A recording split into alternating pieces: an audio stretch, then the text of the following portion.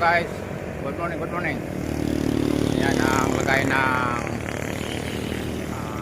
traffico dito sa Antero Soriano. So, ay.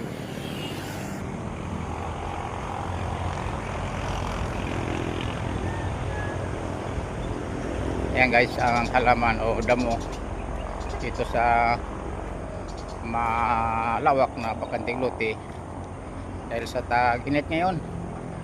Ayan, medyo nalalagas na.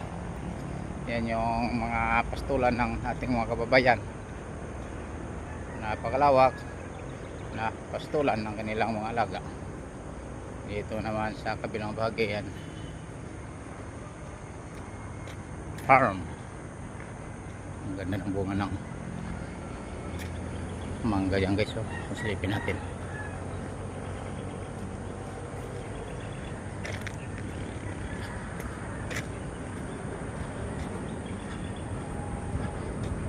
Ayan, ang baba lang.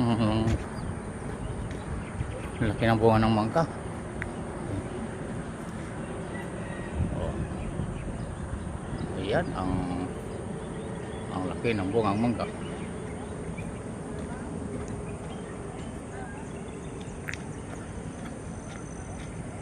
So ayan, dito banda talagang laya na yung damuhan.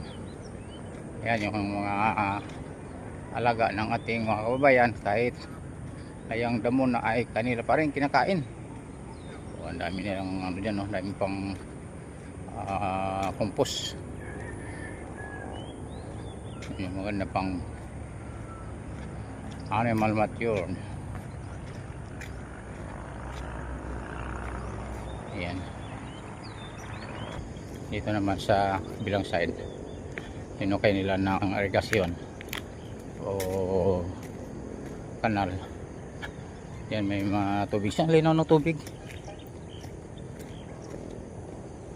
para dito tuloy-tuloy yung pag daloy ng tubig para magsusupply dyan sa tanimang gulay ng ating mga kababayan.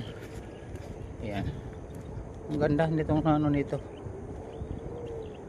at least mayroon ng pagkukunan ng tubig yung ating mga kapwa farming dito na nagtatanim ng sari-saring gulay,